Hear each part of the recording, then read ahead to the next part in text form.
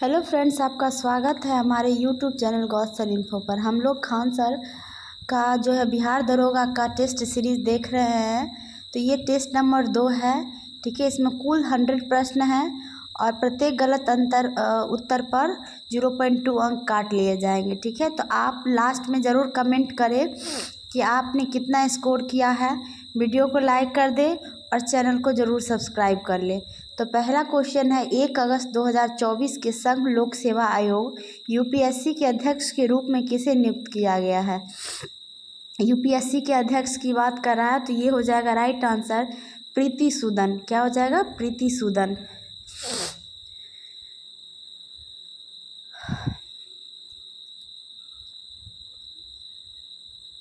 तो यूपीएससी के नए अध्यक्ष कौन हो गए? प्रीति सूदन हो गए। ठीक है, अगला क्वेश्चन है, अंतर्राष्ट्रीय व्यापार का उद्देश्य है।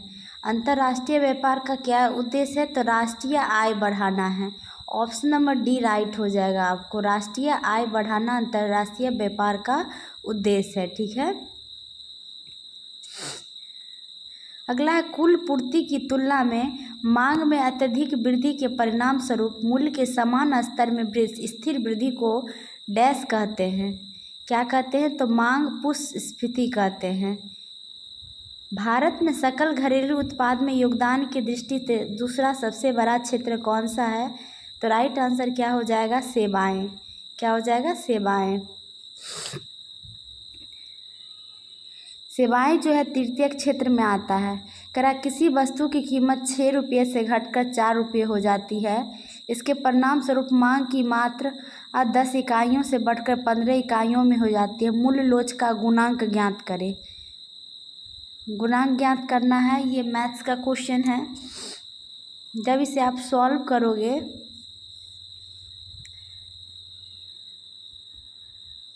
राइट आंसर 1.5 हो जाएगा। अगला है आपको, यदि उपभोग फलन C = 150 + 0.6y और निवेश व्यय 2000 रुपये है तो राष्ट्रीय आय का संतुलन स्तर होगा। तो y = क्या हो जाएगा? C + I। ठीक है, तो इसको जब हम सॉल्व करेंगे तो y कैसे हो जाएगा? 150 + 0.6y और I इन्वेस्टमेंट 2000 है। ठीक है, तो जब हम सॉल्व करेंगे इसको तो 0.4y और 2150 हो जाएगा। y बराबर 0.4 हो जाएगा। तो जब हम ऐसे करके काटेंगे तो राइट आंसर हमारा 5375 निकलेगा। अगला विज़न इंडिया @2047 है। क्या है यह? तो राइट आंसर इसका क्या हो जाएगा? यह भारत की आर्थिक वृद्धि में योगदान दे सकते हैं। स्वतंत्रता के 1 साल पूरे होने तक देश के को 30 ट्रिलियन अमेरिकन डॉलर की अर्थव्यवस्था का निर्माण कर सकता है।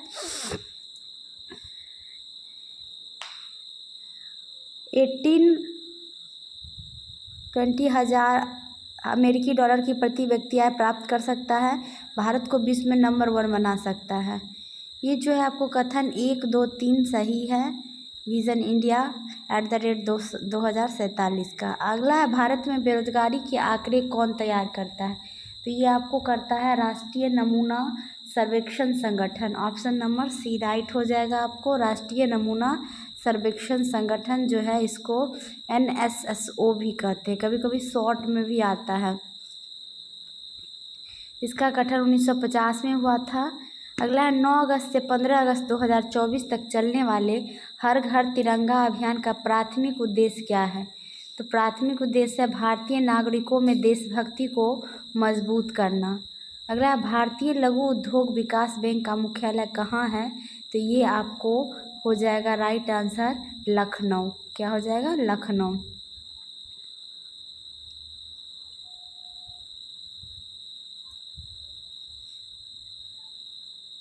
नेक्स्ट है, वस्तु एवं सेवा कर किस समिति के सुझाव पर लागू किया गया था?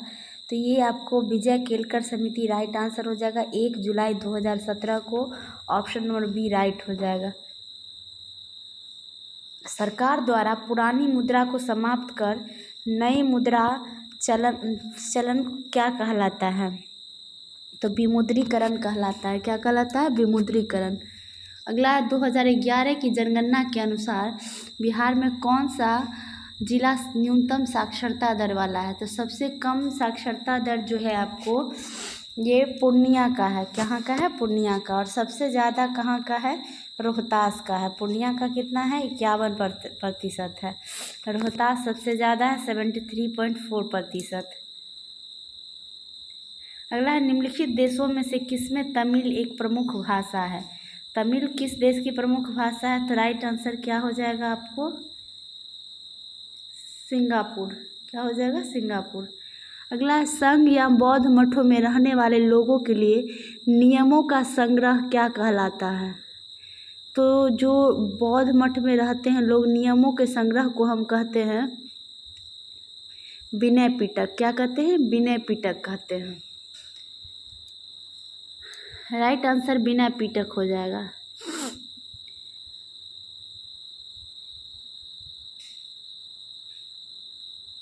अगला है, अशोक ने अपने शिलालेखों में अपने समकालीन दक्षिण के राजवंश का उल्लेख नहीं किया था। किसका उल्लेख नहीं किया था? तो पल्लव का उल्लेख नहीं किया था शिलालेख में। नेक्स्ट है, निम्नलिखित में को दिल्ली पर उनके शासन के कालानुक्रम के अनुसार व्यवस्थित करें। तो सबसे पहले आपको हो जाएगा इल्तुतमिश। ठीक है, रजिया सुल्तान 1236 से 40 थी, इल्तुतमिश 1211 में, और बलबन जो है 1266 में, नसरुद्दीन बलबन से पहले था 1246 में। तो सबसे पहले इल्तुतमिश आ जाएंगे 3142। ऑप्शन नंबर ए राइट हो जाएगा आपको। अगला, तृतीय आंग्ल मराठा युद्ध में कौन सी संधि हुई थी? तो कौन सी संधि? तो मंदसौर की संधि हुई थी। कौन सी हुई थी? मंदसौर। ठीक है। अगला है, किस मुगल शासक ने अपनी डायरी में फूल पत्ती एवं बगीचा का वर्णन किया है? फूल पत्ती और बगीचा का जो वर्णन किया है ये बाबर ने किया है। ठीक है, ऑप्शन नंबर बी राइट हो जाएगा, बाबर। 1526 से 1530 इसका शासनकाल रहा था। 1530 में इसकी मृत्यु हो गई, और इसका जो कब्र है यह भी काबुल में है।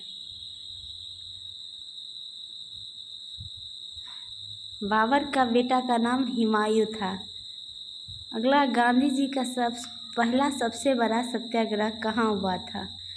तो सबसे बड़ा सत्याग्रह जो हुआ था गांधी जी का, वो बिहार में हुआ था। कहाँ हुआ था? बिहार के चंपारण में हुआ था। 1917 में नील आंदोलन, इसको चंपारण सत्याग्रह के नाम से जाना जाता है। इन्हें राजकुमार शुक्ल के द्वारा बुलाया गया था। अगला, कैबिनेट मिशन योजना 1946 के तहत 3 दिवसीय उच्च स्तरीय शिष्टमंडल में कौन शामिल नहीं था? तो ये आपको हो जाएगा लॉर्ड हार्डिंग। लॉरेंस एवी अलेक्जेंडर और सर स्टेफर्ड क्रिप्स जो थे, ये तीनों थे। लॉर्ड हार्डिंग नहीं था। ठीक है, इसका ट्रिक होता है काल के। अगला, स्वतंत्र भारत के प्रथम भारतीय गवर्नर जनरल तथा भारत के अंतिम गवर्नर जनरल कौन थे? तो ये सी राजगोपालाचारी हो जाएगा। ठीक है, ऑप्शन नंबर डी राइट हो जाएगा आपको, सी राजगोपालाचारी। अगला, लॉर्ड चेम्सफोर्ड 1916 से 21 के शासनकाल में निम्न में से कौन सी घटना घटित नहीं हुआ था? तो चेम्सफोर्ड के समय क्या नहीं हुआ था? तो खिलाफत आंदोलन आपको 1919 में हुआ था, असहयोग आंदोलन 1920 में हुआ, असमिया अवज्ञा आंदोलन 1930, तृतीय अफगान युद्ध जो है आपको 1919 में हुआ था। तो करा कि इसके शासनकाल में क्या नहीं हुआ था? सबनिया अवज्ञा आंदोलन नहीं हुआ था, उस समय लॉर्ड इरविन थे। अगला है, वर्ष 1940 में वर्धा के निकट पवनार ग्राम से शुरू हुआ व्यक्तिगत सत्याग्रह के दूसरे सत्याग्रही कौन थे? तो पहले विनोबा भावे थे, और दूसरे जवाहरलाल नेहरू थे, और तीसरा पूछे तो ब्रह्मदत्त हो जाएगा। ये याद रखिएगा आप, दूसरा और तीसरा ही पूछता है। पता है कि सबको पहला विनोबा भावे पता है। अगला है, बिहार में घाघरा नदी किस स्थान पर गंगा में मिलती है? तो घाघरा नदी जो है छपरा के निकट गंगा में मिल जाती है। तो ऑप्शन नंबर बी राइट हो जाएगा आपको, छपरा के निकट। अगला, निम्नलिखित में किन 2 देशों के बीच सबसे ऊंची अंतर्राष्ट्रीय सीमा शीर्ष बिंदु फैली हुई है? तो राइट आंसर क्या हो जाएगा आपको? नेपाल और चीन। क्या हो जाएगा? नेपाल और चीन। अत्यधिक प्रचंड चक्रवाती तूफान बिपरजॉय उष्णकटिबंधीय चक्रवात है जो पूर्व मध्य अरब सागर में निर्मित, जिनके कारण भारत के सर्वाधिक प्रभावित तटीय क्षेत्र है। तो अरब सागर में होगा तो गुजरात तटीय क्षेत्र हो जाएगा सबसे ज़्यादा प्रभावित। ऑप्शन नंबर डी राइट हो जाएगा। कह रहा भारतीय स्वतंत्रता संग्राम के बिहार दौरान मुजफ्फरपुर किंग्स फोर्ट की हत्या का प्रयास कब किया गया था? तो किंग्स फोर्ट की हत्या का प्रयास जो है 30 अप्रैल 1908 में किया गया था। ठीक है, किसके द्वारा? खुदीराम बोस के द्वारा। तो ऑप्शन नंबर सी सही हो जाएगा। अगला, स्वतंत्र भारत में एक ही ओलंपिक खेलों में 2 पदक जीतने वाले पहली भारतीय महिला बनी है। तो राइट आंसर क्या हो जाएगा? मनु भाकर। क्या हो जाएगा? मनु भाकर।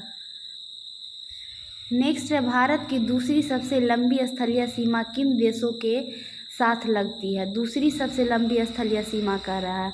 पहली तो राइट आंसर चीन हो जाएगा। ठीक है, पहला बांग्लादेश है, सबसे ज़्यादा सीमा 4096 किलोमीटर बांग्लादेश से लगती है। उसके बाद चीन हो जाएगा आपको 3488 किलोमीटर। अगला है, थायरोक्सिन संबंधित नहीं है। थायरोक्सिन का बात कर रहा है, किससे संबंधित नहीं है?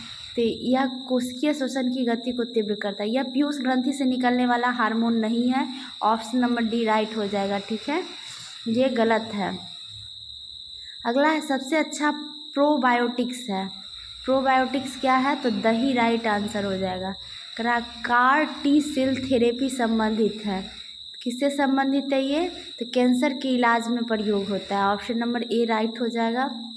अगला है, सरीसृप डायनासोर एक मध्यजीवी या मेसोजोइक महाकल्प में थे। मध्यजीवी महाकल्प में शामिल थे तो क्या हो जाएगा? जुरेसिक कल्प, क्रीटेशियस कल्प और ट्रायसिक कल्प सभी हो जाएगा। अगला है, विश्व में गेहूं का दूसरा सबसे बड़ा उत्पादक देश कौन है?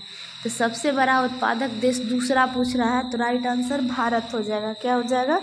भारत हो जाएगा। प्रथम की बात करें तो चीन है। अगला है, किस देश को हर्मिट किंगडम के नाम से जाना जाता है? तो राइट आंसर हो जाएगा उत्तरी कोरिया। क्या हो जाएगा? उत्तरी कोरिया।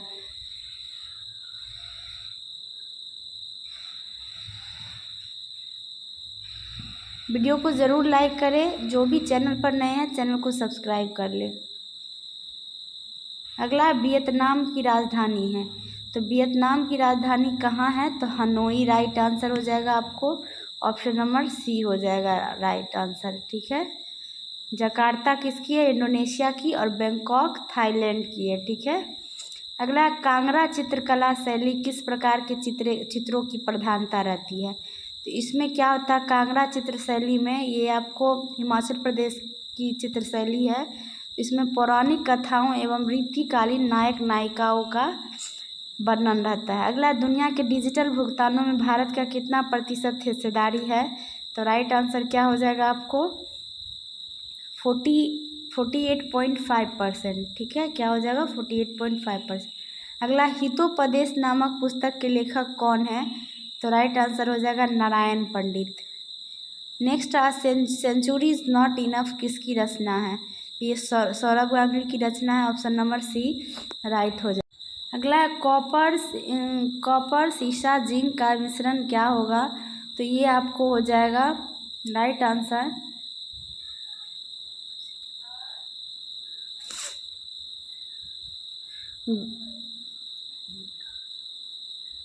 गन धातु हो जाएगा। क्या हो जाएगा? गन धातु। अगला, निम्नलिखित तत्वों में सबसे अधिक विद्युत धनात्मक तत्व कौन सा है? तो विद्युत धनात्मक तत्व जो हो जाएगा आपको सीशियम हो जाएगा। अगला, अमिश्रणीय द्रव्यों या निलंबन जैसे द्रव और ठोस मिश्रण के लिए मिश्रण पृथक्करण प्रक्रिया क्या है? तो राइट आंसर क्या हो जाएगा आपको? निस्तारण। क्या हो जाएगा? निस्तारण। अगला है, अक्रिस्टलीय ठोस के संबंध में गलत तत्व है। तो अक्रिस्टलीय ठोस में क्या होगा? इसकी गलनांक निश्चित होती है। ये कथन गलत है। अगला है, एल्युमिनियम को तनु H2SO4 के साथ गर्म करने पर क्या मुक्त करता है? तो एल्युमिनियम को जब H2SO4 के साथ हम गर्म करेंगे तो हाइड्रोजन गैस मुक्त होगा। अगला है, रक्त द्रव अवस्था से एक अर्ध ठोस जेली के समान संरचना में किस प्रक्रिया द्वारा बदल जाती है, तो स्कंदन राइट आंसर हो जाएगा। देखिए कथन ए कह रहा है सोडियम एक नरम धातु है जो हवा में संपर्क में आने के कुछ सेकेंड बाद धूमिल हो जाती है। रीजन सोडियम कार्बनिक यौगिकों के संश्लेषण के साथ एस्टर के निर्माण के लिए आवश्यक है। तो इसमें क्या हो जाएगा, कथन ए और कारण दोनों सही है, किंतु आर कथन ए का सही स्पष्टीकरण नहीं है। ऑप्शन नंबर बी सही हो जाएगा। अगला, राष्ट्रपति भवन के दरबार हॉल का नया नाम क्या है, तो इसका राइट आंसर हो जाएगा गणतंत्र मंडप। ये देखिए डायरेक्ट स्पीच को चेंज करना है। I say that I write a letter, इसका हो जाएगा I say I write a letter. Dancing umpire के नाम से कौन जाना जाता है, तो राइट आंसर हो जाएगा David shepherd. David shepherd right answer हो जाएगा। अगला, सिम का विस्तृत रूप क्या है, तो ये हो जाएगा सब्सक्राइबर आइडेंटिटी मॉड्यूल। ठीक है। विश्व जल संरक्षण दिवस मनाया जाता है, कब मनाया जाता है, तो राइट आंसर हो जाएगा 22 मार्च को। 22 मार्च को हम और क्या मनाते हैं, बिहार दिवस। 11 जुलाई को जनसंख्या दिवस मनाते हैं, 5 जून को पर्यावरण दिवस और 28 फरवरी को विज्ञान दिवस। करा a thing of beauty Joy for ever पंक्ति किसकी है, तो राइट आंसर हो जाएगा जॉन कीक्विट्स। अगला है सुमेलित करना है खिलाड़ी और उपनाम। बाईचुंग भूटिया को हम क्या कहते हैं, तो इसको हम कहते हैं the Sikkimi sniper. Mary com को क्या कहते हैं, मैग्निफिसेंट मैरी। हिमा दास को कहते हैं हम ढिंग एक्सप्रेस। संदीप सिंह को कहते हैं फ्लिकर सिंह।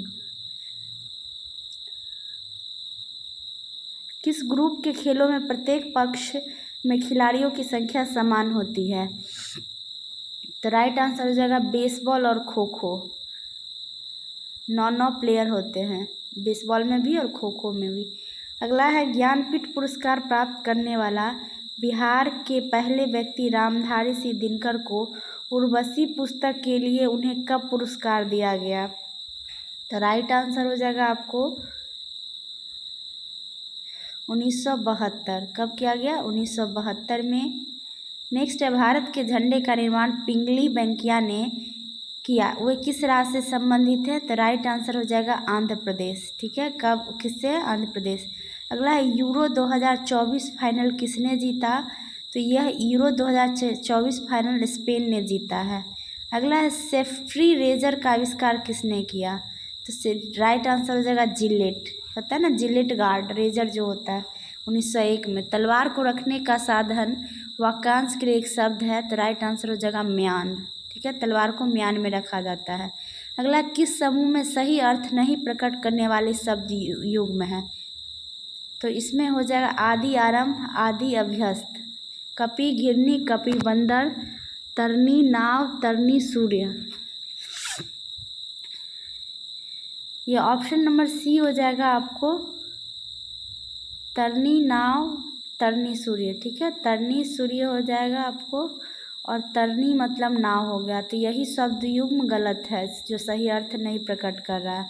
अगला, शून्य में स्वतंत्र रूप से गिरने वाली वस्तुओं की क्या होती है, तो समान त्वरण होता है, समान बल होता है, समान वेग होता है, समान त्वरण होता है। ठीक है।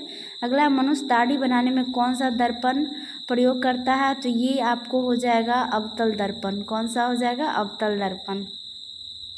200 किलो भार की एक नाव पानी पर तैरती है, तो विस्थापित पानी का भार होगा कितना होगा, तो 200 किलो होगा। ठीक है, ऑप्शन नंबर सी राइट हो जाएगा। जितना पानी का भार होगा, पानी से जो निकल जाता है उतना ही वस्तु का भार होता है। कहता है क्रोमेटोग्राफी का या वर्ण लेखन के संबंध में सही नहीं है, तो यह रंगीन पदार्थों के प्रभाजी आसमन में प्रयोग होता है, ये सही नहीं है।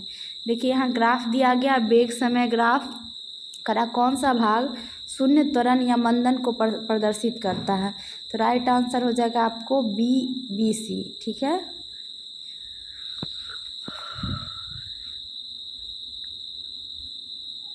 ऑप्शन नंबर सी राइट हो जाएगा। BC ये मानदंड शून्य को प्रदर्शित करता है। अब करा एक बल्लेबाज T20 वर्ल्ड कप 2024 में अपनी 11वीं पारी में 77 रन बनाता है, जिसका उसका औसत स्कोर 3 बढ़ जाता है, और 11वीं पारी के बाद उसका औसत स्कोर क्या होगा। तो सबसे पहले देखिए इसका औसत स्कोर टोटल आपको हो जाएगा कितना, 11वीं पारी 10 पारी में कितना बनाया x, तो 10x हो गया इसका औसत, और 11वीं पारी में 77 रन बनाता है तो 77 हो जाएगा। टोटल क्या हो जाएगा 11 × x+3, ठीक है। तो इसको जब हम सॉल्व करेंगे तो हो जाएगा आपको 10x + 77 = 11x + 33, ठीक है। सॉल्व कीजिए, x का वैल्यू आपको 44 निकल जाएगा। तो x का वैल्यू 44 हो गया, लेकिन 11वीं पारी का पूछ रहा है तो 44 में 3 जोड़ देंगे तो 47 राइट आंसर हो जाएगा। अगला कह रहा है वर्ष 2020 में स्थापित कोलंबो सिक्योरिटी कॉन्क्लेव का उद्देश्य क्या है, तो राइट आंसर हो जाएगा समुद्री सहयोग का विस्तार करना, ठीक है। अब देखिए कह रहा 2 रेलगाड़ी A और B से समान समय पर चलना प्रारंभ करती है। 85 किलोमीटर प्रति घंटा और 100 किलोमीटर प्रति घंटा की गति से एक दूसरे की ओर बढ़ती है। तो जब एक दूसरे की ओर बढ़ेगी तो इसका जो गति होगा वो जुड़ जाएगा। जब वे मिलते हैं तो पता चलता है कि एक रेलगाड़ी ने दूसरी रेलगाड़ी से 210 किलोमीटर अधिक यात्रा की है। तो ए और बीच की दूरी पूछ रहा है, तो जब विपरीत दिशा से आती है तो जो गति होगा स्पीड वो जुड़ जाएगा। तो 100 + 85 185 किलोमीटर पर आवर हो जाएगा।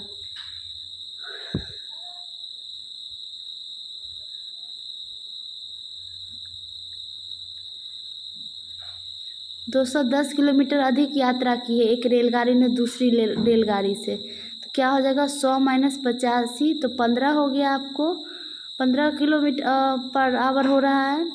तो 210/15 जब हम करेंगे तो 14 आवर्स निकल जाएगा टाइम।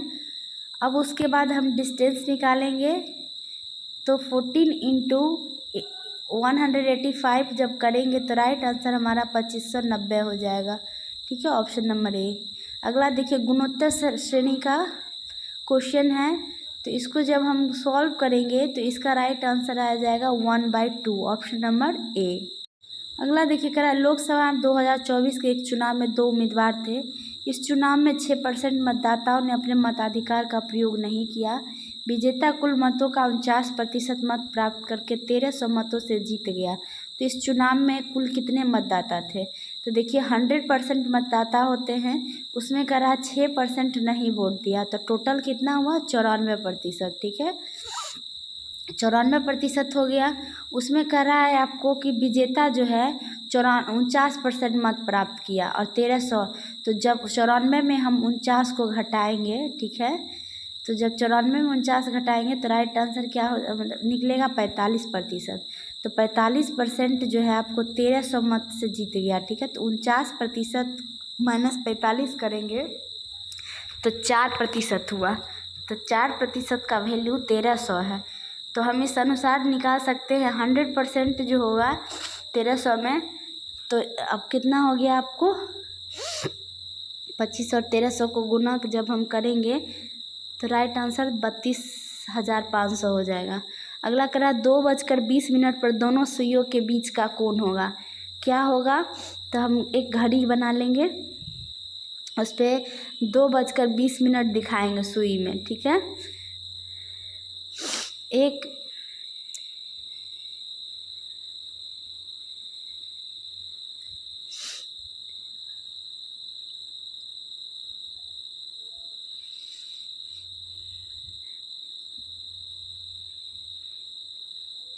5 मिनट में जो सुई होता है 60 डिग्री का कोण बनाती है। तो यहाँ पर कितना हो जाएगा आपको, तो 50 डिग्री राइट आंसर हो जाएगा। इसका एक फॉर्मूला होता है, ठीक है, आप फॉर्मूला पे भी बना सकते हैं। फॉर्मूला क्या होता है 30H - 11/2 m, ठीक है। एच मतलब आवर की घंटा हो सुई हो जाता है। अगला है मोबाइल एप्लीकेशन एम पासपोर्ट सेवा भारत के निम्नलिखित में किस मंत्रालय द्वारा लॉन्च किया गया है? तो राइट आंसर हो जाएगा विदेश मंत्रालय। अगला है भारत में राष्ट्रीय बालिका दिवस किस तिथि को मनाते हैं? तो राइट आंसर 24 जनवरी हो जाएगा। अगला आधुनिक ओलंपिक खेल के संदर्भ में सही नहीं है, सही नहीं है ये पूछ रहा है, तो राइट आंसर क्या हो जाएगा इसका? Option number D, Charles Pierre डेफ्रेड एक यूनानी शिक्षक और इतिहासकार थे जिन्होंने आधुनिक ओलंपिक खेलों के जनक के रूप में जाना जाता है। ये सही नहीं है। अगला भारतीय संविधान के किस अनुच्छेद के तहत नीति आयोग का गठन 1 जनवरी 2015 को किया गया था? तो ये कोई सा भी आयोग नहीं, तो कोई सा भी अनुच्छेद नहीं हो जाएगा, अनुच्छेदों में से कोई नहीं। ऑप्शन नंबर डी राइट हो जाएगा, क्योंकि ये गैर संवैधानिक निकाय है। ठीक है। अगला जम्मू कश्मीर राज्य पुनर्गठन अधिनियम 2019 के संदर्भ में गलत कथन है। गलत कथन पूछ रहा है, तो लद्दाख को भी विधानसभा के साथ संघ राज्य क्षेत्र बनाया गया है। ऑप्शन नंबर सी गलत हो जाएगा। अगला जून 2024 में बोइंग स्टार लाइनर के पहले चालक दल मिशन पर सवार होकर अंतरिक्ष में उड़ान भरने वाले पहले व्यक्ति कौन बने हैं? तो हो जाएगा सुनीता विलियम्स और बुच विल्मोर। अगला है देखिए यहाँ पर निवारक निरोध अधिनियम को कालक्रमानुसार व्यवस्थित कीजिए। तो मीसा हो गया 1971, टाडा 1987, पोटा जो हुआ 2001, NSA जो है 1981। तो सबसे पहले 1423 हो जाएगा। संसद के अवकाश सत्र नहीं चलने की स्थिति में राष्ट्रपति को किस अनुच्छेद के तहत अध्यादेश जारी करने का अधिकार है? Right answer option number C हो जाएगा, अनुच्छेद 123। करा सदन में किसी बैठक के लिए गणपूर्ति अध्यक्ष सहित कोरम कितनी होती है? ये हो जाएगा सदन के सदस्यों की कुल संख्या का 10वां भाग। नेक्स्ट निम्नलिखित में सांविधिक आयोग नहीं है, तो ये आपको कौन सा सांविधिक आयोग नहीं है? तो राइट आंसर हो जाएगा राष्ट्रीय पिछड़ा वर्ग आयोग। नेक्स्ट है परिसीमन आयोग के संदर्भ में गलत है, गलत पूछ रहा परिसीमन आयोग। तो राइट आंसर क्या हो जाएगा? ऑप्शन नंबर डी, परिसीमन आयोग के संबंध में अधिसूचना भारत के राष्ट्रपति द्वारा नहीं जारी किया जाता है।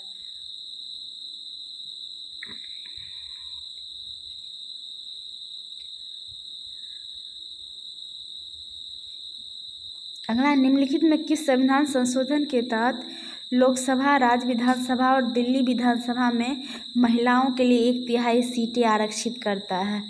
तो राइट आंसर क्या हो जाएगा? कौन सा संविधान संशोधन हो जाएगा? 106वां संविधान संशोधन 2003। नेक्स्ट, चुनाव में किस स्थिति में प्रत्याशी या उम्मीदवार की जमानत जब्त हो जाती है? तो ऑप्शन नंबर डी राइट हो जाएगा, यदि चुनाव में कुल पड़े वोटों को 1/6% हासिल नहीं करता है तो उसका जमानत जब्त हो जाता है। अगला, संविधान के किस भाग को भारतीय संविधान का मैग्ना कार्टा कहा जाता है? तो राइट आंसर भाग 3 हो जाएगा।